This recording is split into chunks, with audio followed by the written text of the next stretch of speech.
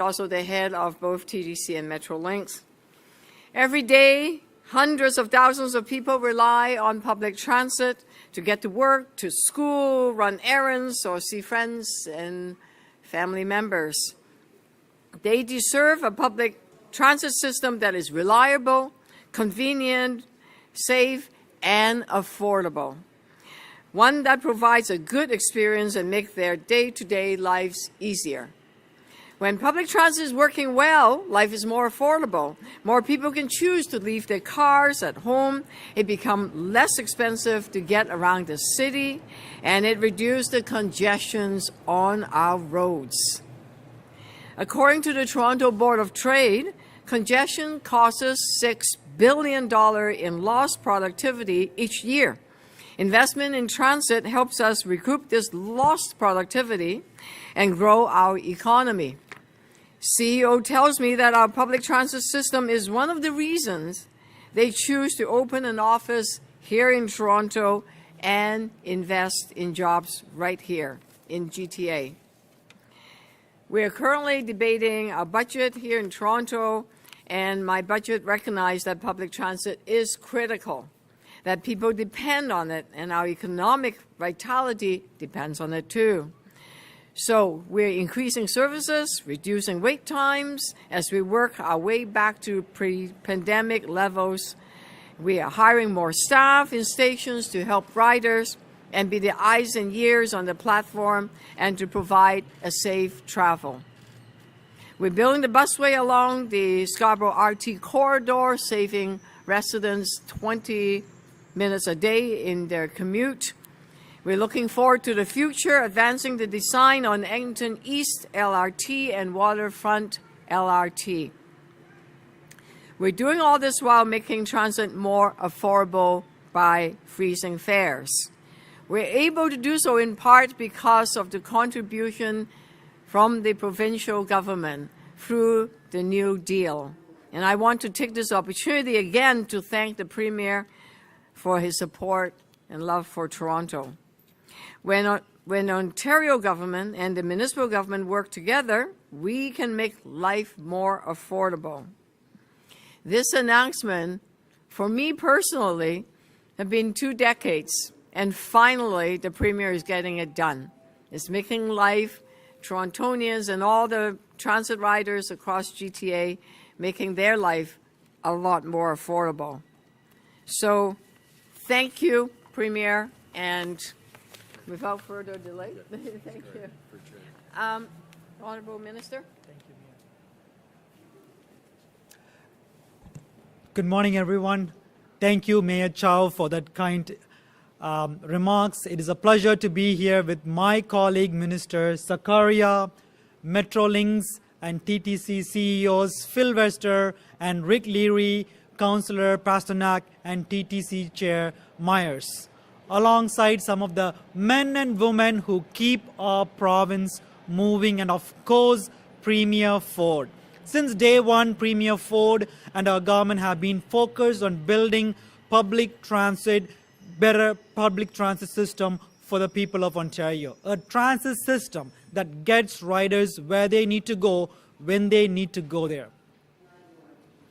Across the Greater Toronto and Hamilton area, we are investing billions of dollars in transforming public transit, including right here in Toronto, where shovels are already in the ground to build new subways, like the Ontario Line, Eglinton Crosstown West Extension, Yonge North Subway Extension, and Scarborough Subway Extension.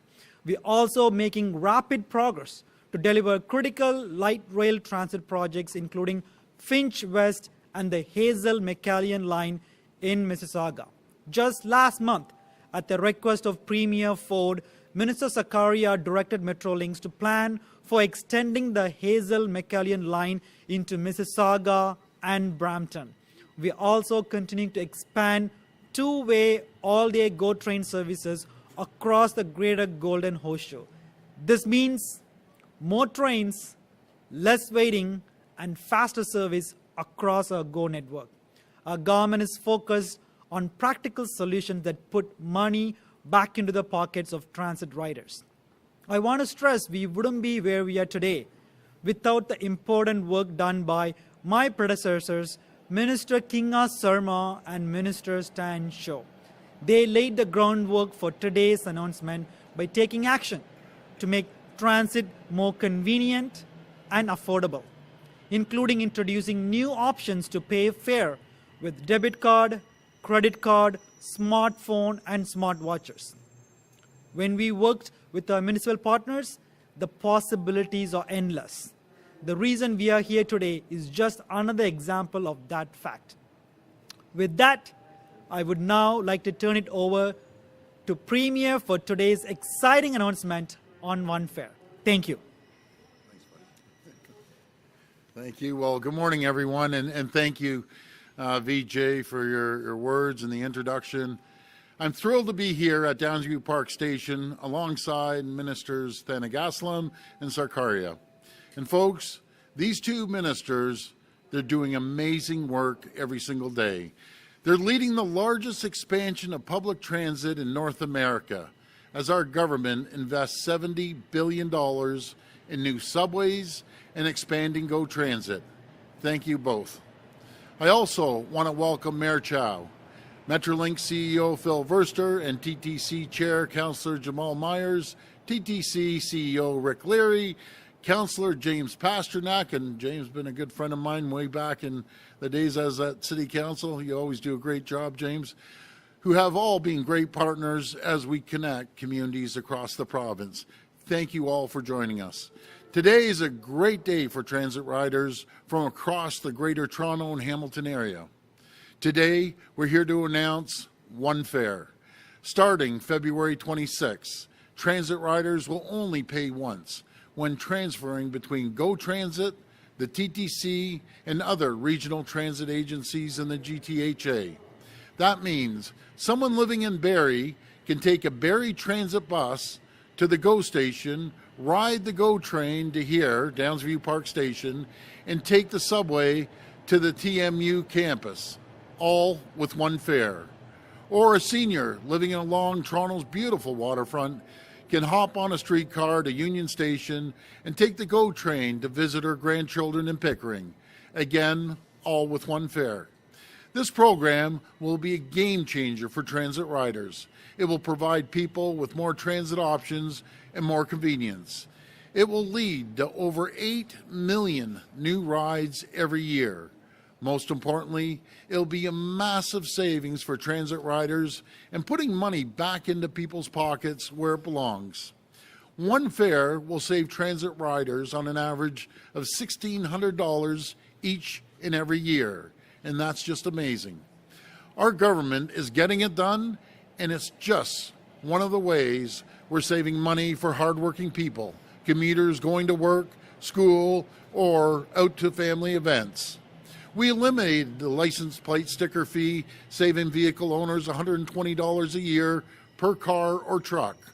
We extended the gas tax cut, cutting 10.7 cents per liter, saving the average household $260. And we scrapped the tolls on highways 412 and 418. Combined with these measures are saving households hundreds or thousands of dollars at a time when they need it most. As people continue to struggle with Bank of Canada interest rate hikes and rising costs, we need to do everything we can to keep costs down. We'll never stop looking for ways to put money back into your pockets. Thank you to everyone for joining us today, and may God bless the people of Ontario. Thank you. We'll now go to reporters' questions. Please identify yourselves by name and outlet. It'll be one question and one follow-up. First question. Hi, Premier. Hi, Rob. Rob Ferguson, Toronto Star, as you know. Morning. Thank you. Good morning. Good morning. Just on this transit announcement, the one example you gave, someone could hop on the bus in Barrie, get to the GO station, and then take the TTC. How much is this going to cost? Because, you know, the fare from, for example, from Barrie to Toronto on the GO train is like not cheap. So, is that rider just paying a Barrie bus fare and then everything else is free? Yeah, I'm going to pass that over to Vijay. Thank you, Premier. So, for example, let's say a senior taking the bus from Berry Transit, they pay for the Berry Transit fees, and they get onto the GO. They will pay GO minus the Berry fees they already paid, and let's say they come to Downsview and take TTC. They don't pay the TTC fare, so they don't pay the Berry, and they don't pay for the GO. They only pay for the GO. And our government is investing in the future of our transit riders, whether it's students or seniors or daily commuters. We want to invest so that the generations can able to save money, because we are eliminating the double fare, triple fare. Like Premier mentioned, this is going to save daily commuters who take transit 5 days a week, $1,600. Thank you. Okay, thanks, Minister. And just a quick follow-up, Premier. Another matter on the Supreme Court decision Friday on the mandate letters not having to be released. What are your thoughts on that? Was that Well, I think it's good news. Obviously, it was a unanimous decision, and we're listening to the courts, so we're happy.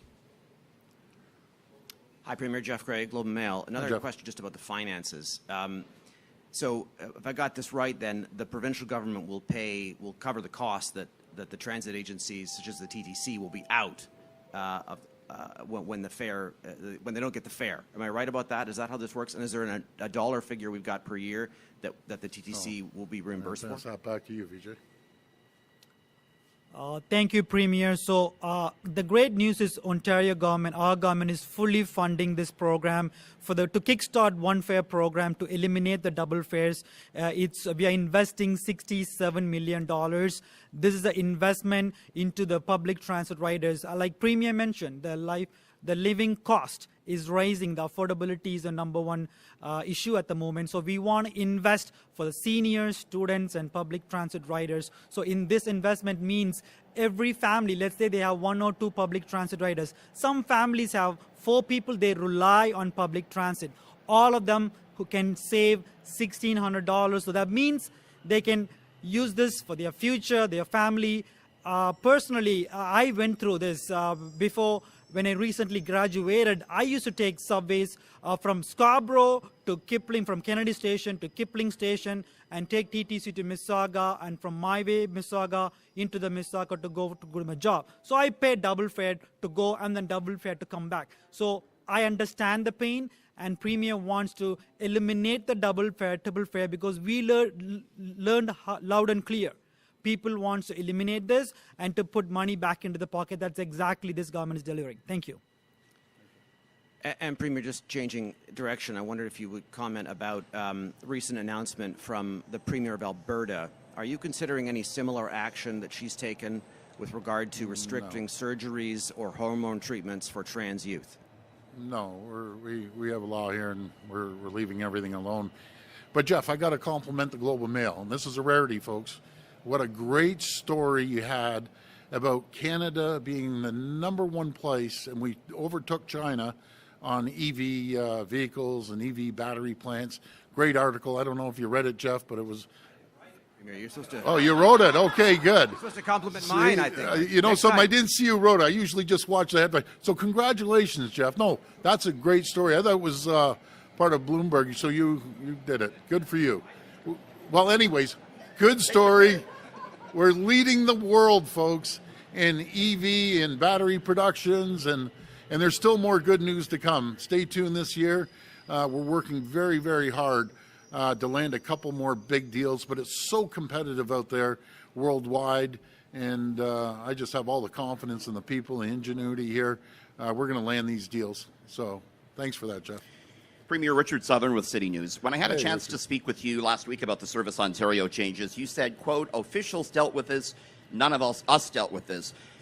Were you aware of the changes before they went ahead? And Premier, does the buck not always stop with you? You know, Richard, man, you gotta give this one up. Like, people love the fact that they can go into a place, be it Staples or other places that are already existing. It's like the comparator I have, Shoppers Drug Mart. You go into the post office. You know, people love the idea that it's 7 o'clock till sometimes up to 10 o'clock at night or 9 o'clock. It's about convenience. We're saving the taxpayers $1 million. But, buddy, you got to get a new story, man. This is getting stale. I'm just telling you honestly, you do. But We'll move on. If you release the business case to back up that claim of $1 million savings, will you do that, sir? It is out there, and we'll get that for you, but you're like a dog on a bone on this thing. Anyways, the bone's getting thin. I'm sorry. Next question. Hi, Premier. Siobhan Morris, CTV News. Hi, Siobhan. We haven't heard you yet weigh in on what the mayor is now proposing in terms of the tax increase for the City of Toronto. You had warned about the possibility of high tax increases. I'm wondering how you feel about the way that the mayor has built her budget at this point. You know something, I don't get involved in the budget process, not just for Toronto, but any city. I can tell you one thing, the mayor and I have a phenomenal relationship. We're doing some great things together. We're going to continue to work collaboratively to build transit, for example. Here's one perfect example. She's a massive proponent about building attainable, affordable homes, regular homes. Matter of fact, they're going to exceed their building targets, and the mayor, I'm going to be standing here in a little while with a big, massive check from the province saying thank you, keep building. And I pulled in here. Look at this. This is James Pasternak's area, and I'm sure he has a vision, and the mayor. But wouldn't it be great if we could build the most modern community there is in Canada right here? But I have all the confidence. The mayor's doing a good job, and the councillors down there. It's about working together, and that's exactly what we're going to do. And I think this might be a better question for the Associate Minister, but about the commitment to this one transit or one fare project. Yep. Is there a long-term commitment? Is it just the 2 years that you talked about with the seed money to get things going? Long-term. Our government, under the leadership of Premier Ford, we are committed to stand with public transit riders to make public transit affordable. Like Premier said, with the working relationship with Mayor Chow and other municipalities, I am confident this is going to be a successful one fare program moving forward in a long term. Thank you. Good morning, Momin Qureshi from City News 680. Premier, this question is actually for the mayor about fare integration, if you don't mind. Yep. Mayor Chow, I know the TTC has been struggling a great deal trying to get ridership back up on the TTC, especially through the pandemic. How much are you hoping, or what kind of impact do you think fare integration will have on trying to get those numbers back up? This one fare program is a godsend because it means that someone from Etobicoke can take the GO train to via Long Branch or Mimico, come down to Union, jump on line 1 and take TTC. And it just opened up lots of opportunity. The coming Chinese New Year, I can jump onto Union, get onto Scarborough to the Agincourt, the GO train to Agincourt, and then take the bus to my favorite Chinese restaurant. There's a lot of different opportunities. It just opened up the system completely and saving people $1,600 a year. That's a lot of money because there are a lot of Torontonians that work outside the City of Toronto, for example. Even within the city, they now can combine all types of transit and nodal way to travel. So it's more convenient, it's more affordable, and as I said, the City of Toronto have been talking about this for 2 decades, even way back when I was a Metro and City councillor. So finally it got done. And Mayor, if I could just keep you there, I want to ask you, yesterday FIFA announced the amount of games that Toronto is getting, including the first ever men's Canada game on home soil. So if a two-parter, if you could get your thoughts on that. And then if you have any concerns about the amount of games we're getting and the cost that will be associated with that. And Premier, if I could get your response on that as well, that'd be great. I'm excited. FIFA World Cup is coming to Toronto. So mark your calendar, folks. It's we're showing Toronto how diverse, how exciting, how vibrant we are. It's the world coming to Toronto.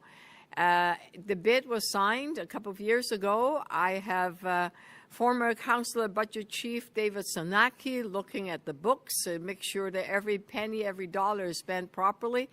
And the games are coming. I look forward to all the business improvement areas, all the local restaurants, all coming together, joining in this celebration through the Fan Fest, through the games.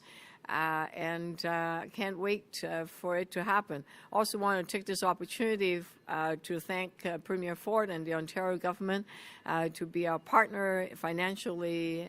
So we're all coming to, all three levels of government are coming together to host this World Cup. Well, thanks, Mayor. I'm really pumped up, and you know, I played soccer a majority of my younger days. You'd never think that with this big belly, but I was pretty fast at the time.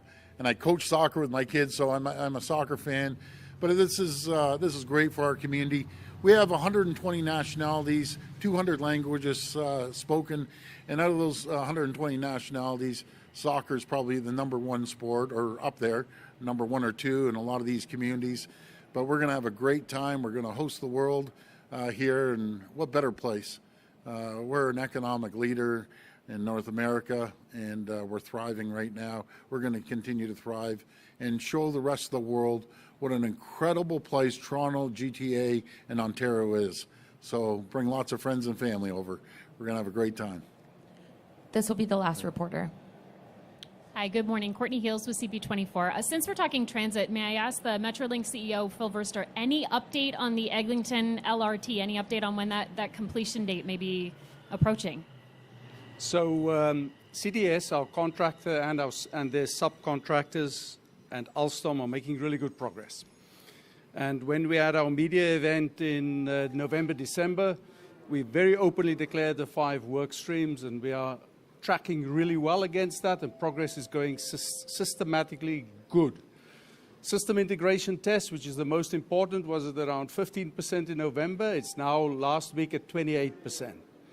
The physical construction at the roadworks at Yonge and Eglinton is significantly completed.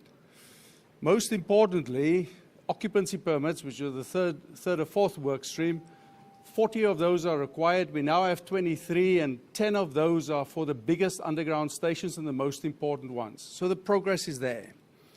The bit I'm worried about is the signaling and train control system, which needs a couple of software releases to iron out software, let's call it wrinkles, that'll get the system to the right place.